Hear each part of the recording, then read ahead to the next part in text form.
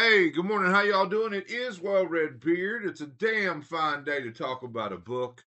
Today we are here for my weekly wrap up. I call it my Beard Book Talk. This is episode 13, and I'm going to show you what I read, what I got, what I'm going to read. Had a really productive week reading wise, and I got a couple things. Nothing big. I do have a bunch of stuff on the way to me, because I'm once again in a place where I am buying more books than I can read. But anyway, we'll get into that next week, I guess. But anyway, I'm going to show you my stuff and, you know, quickly subscribe, like, comment, interact. That's what this is all about. Definitely trying to rebuild my subscribers and my views and stuff like that. I mean, do not get me wrong. I am a long ways away from this ever being monetized. I don't think that's ever going to happen. But I do like, of course, knowing that people are watching. So do not hesitate to subscribe, tell a friend. I don't know. Anyway, all right, cool. So stuff that I read last week. I got through a bunch of stuff. Um, I finished The Devil Crept In by Nia Alborn. Really dug this book. There is a review up for it, 4 stars. This one, two friends.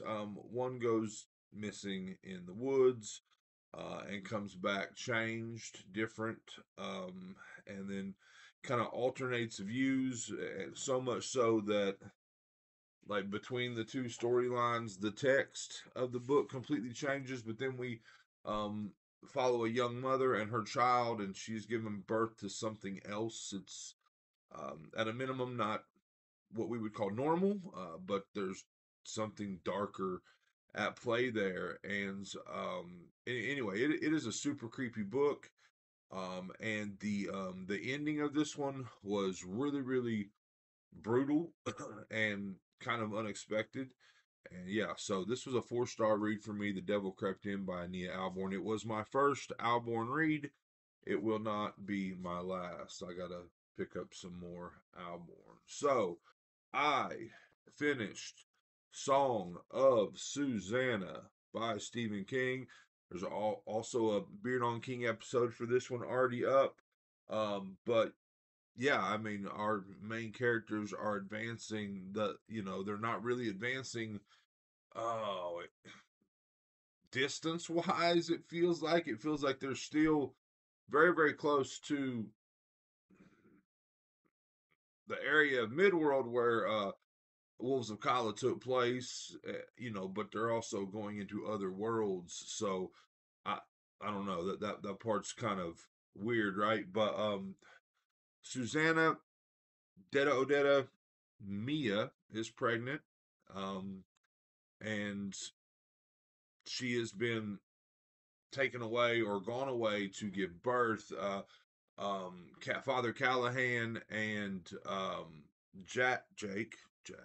Father Callahan and Jake are trying to track her down while Roland and Eddie are trying to get Calvin Tower to sign over the rights to the vacant lot with the Rose. Rose equal Dark Tower equal Rose kind of thing. I'm sorry, I barely understand it, so if you haven't read it, you won't either. But no, I mean I understand it. But anyway, the for me the coolest thing about this book is, and I mentioned it in my review, but is that Stephen King is an actual character. And go check out my review to see more about that. I mean, at first I was like, I wasn't sure that I loved that part, and then I kind of loved that part. It was cool, I guess, because this is book 6, and our characters from book 6 are meeting a Stephen King that has barely written anything about the Dark Tower at all. He has written some of it, but not even enough to have published book 1, um, or not the full book 1, I guess. And yeah, so that's kind of cool. So Roland hypnotizes Stephen King, and I guess kind of tries to influence him to continue writing the story. They believe that their fate is tied to Stephen King writing the story.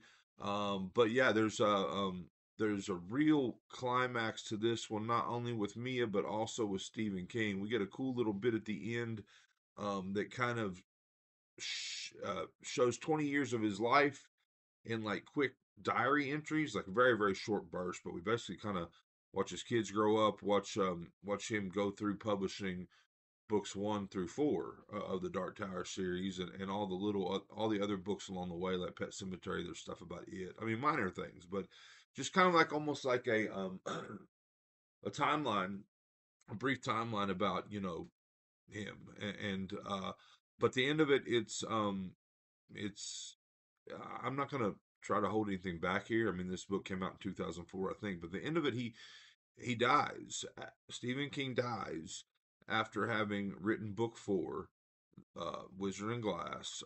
He's killed by the van that hits him in real life, but he survives, and that part was oh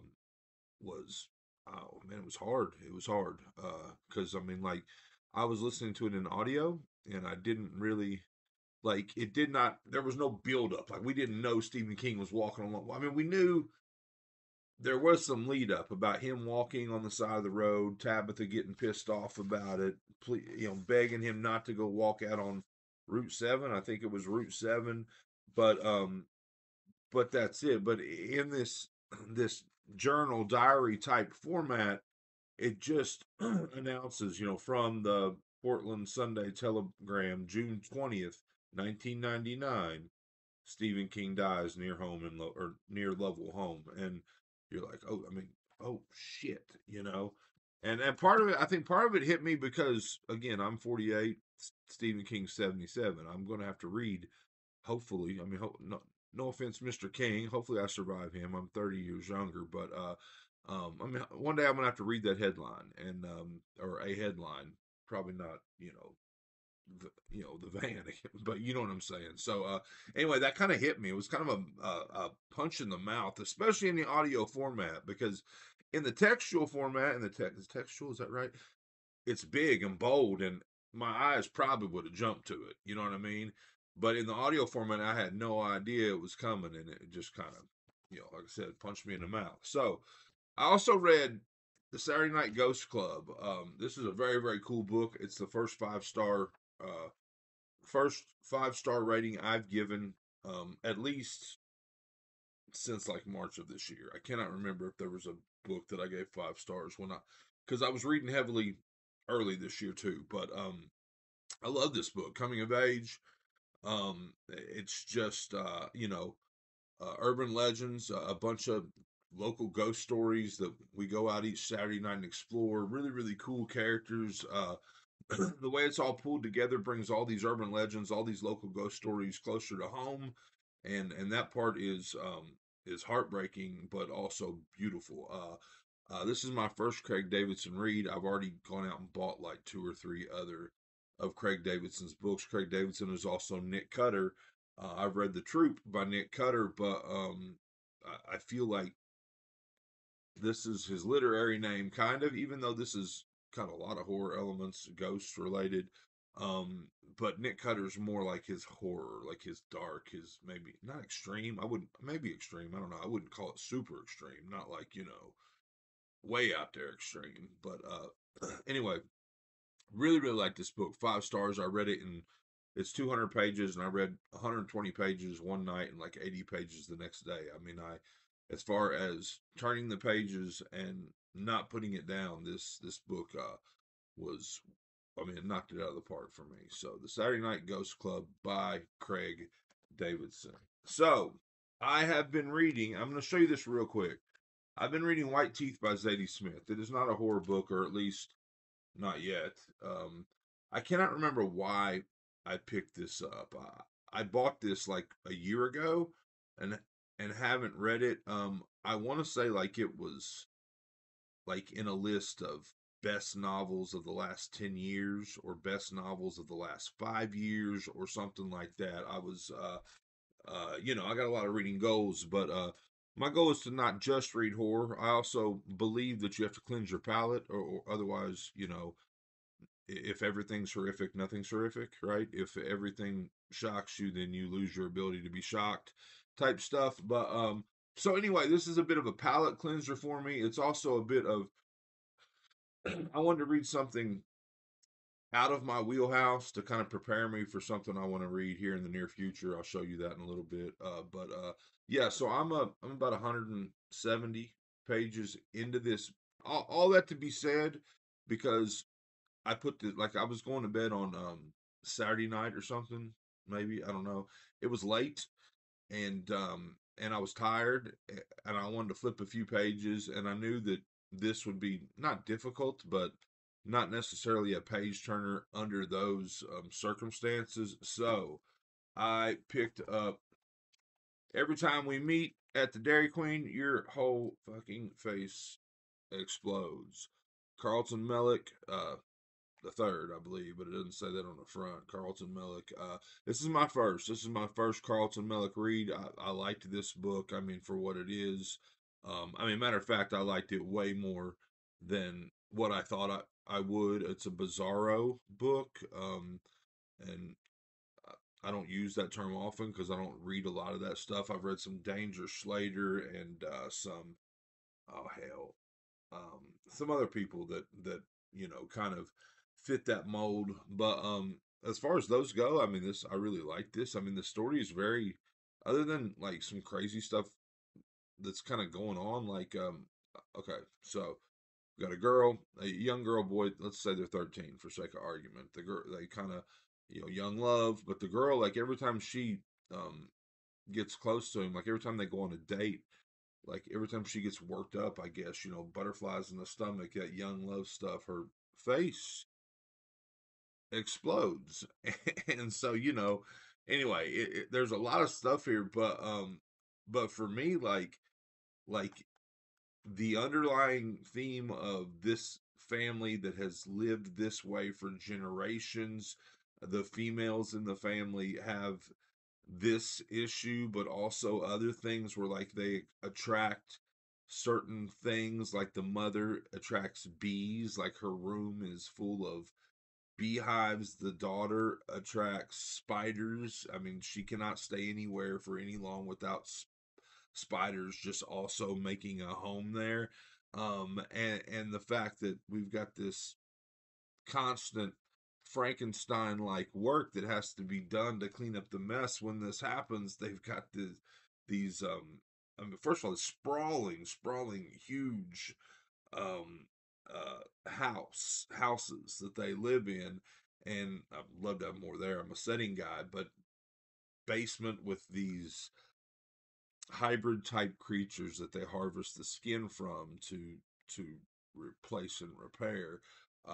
Yeah, I mean, I really dug this. I don't know what I'm going to rate it yet. Like I said, I just finished this yesterday, but I needed something quick. I needed something maybe a little bit lighter than White Teeth by Zadie Smith, and I read this book.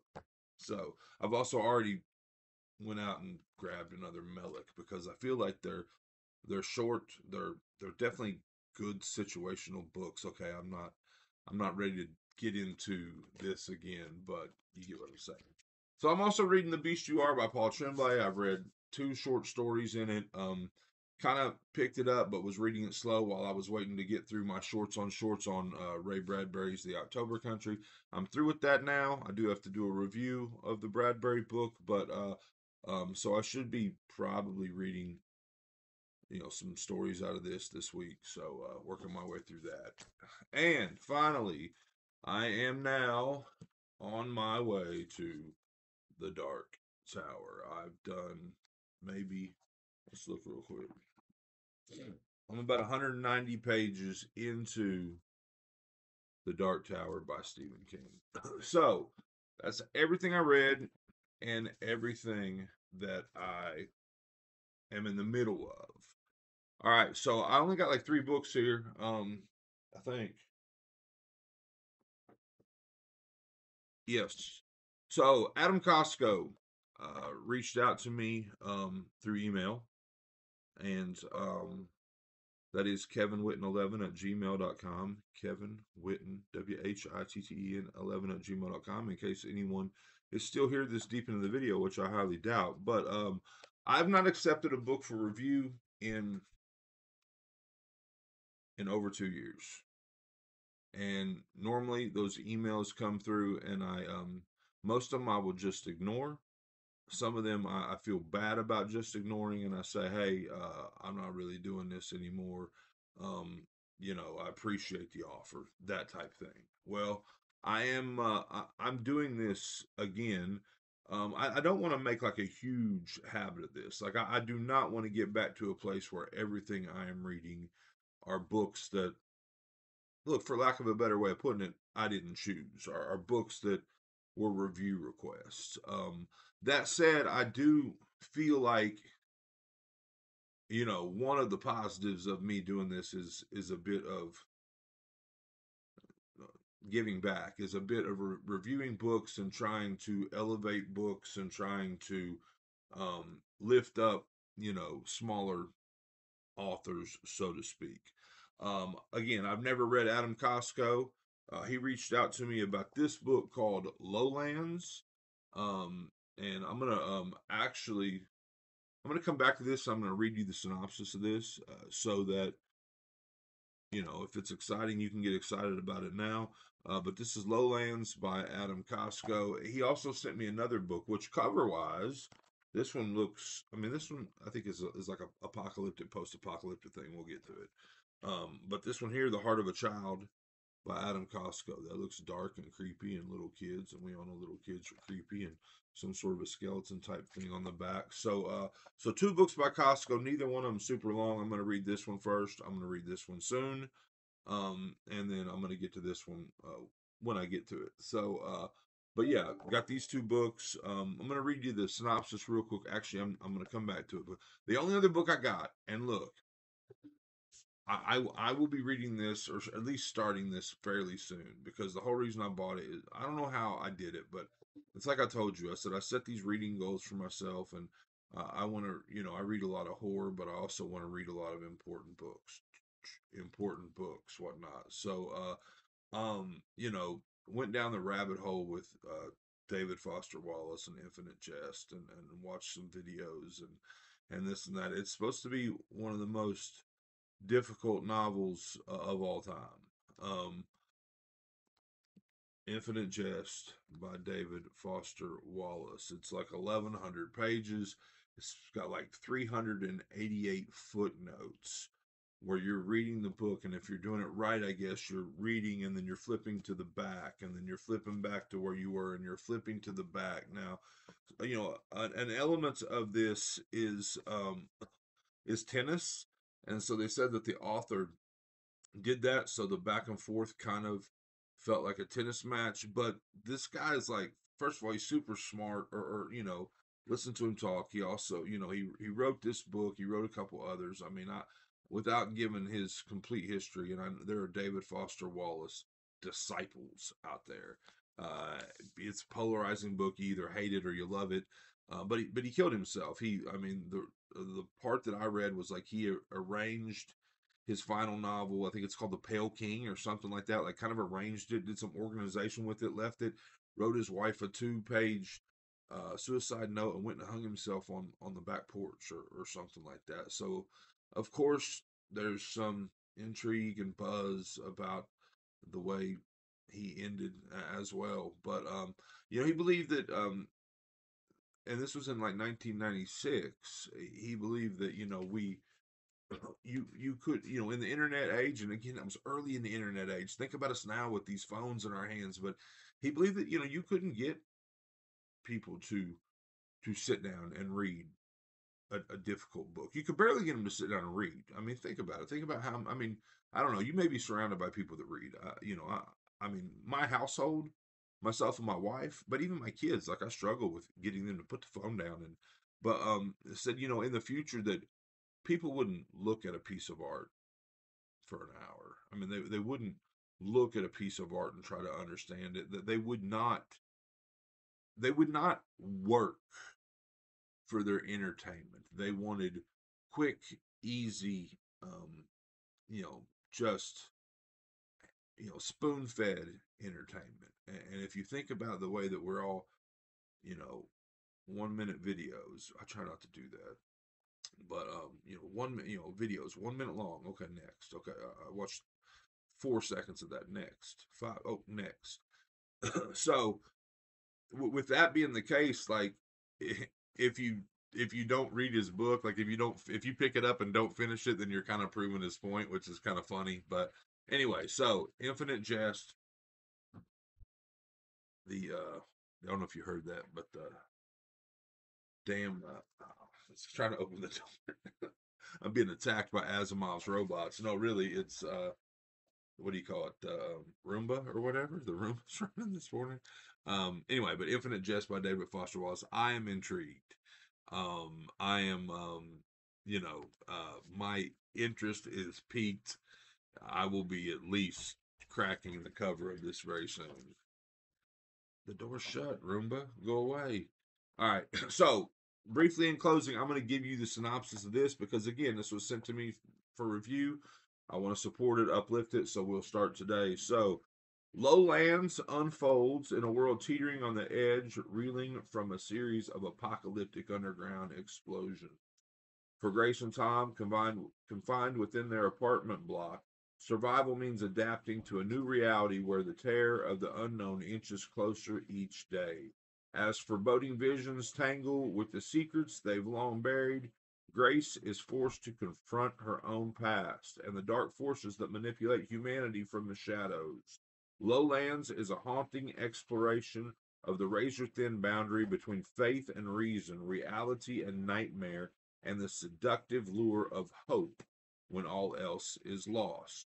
So yeah, so I think the author told me that this doesn't come out until March of 2025. That said, I'm going to be reading it pretty soon, putting my review out for it, and yeah, hopefully that's got some cool graphics in it, cool artwork. I did not expect there to be any type of artwork. Let's see if there's anything else in here. Okay, hold on, I got one. Those are that's some very attractive art in my opinion. So yeah, that's it. This is Well Read Beard. I hope you enjoyed it. I hope you are enjoying all your books. Again, I gave you my email address. If you're catching the end of this, I am open to reviews. Again, I'm not trying to go crazy with it, but I've accepted these. I've accepted one from another author. You know, right now maybe one a month. Might get to the point where I'm doing a couple a month, but again, like I said, don't want to get back to that's all that I'm doing, because I think that kind of definitely brought on some burnout. But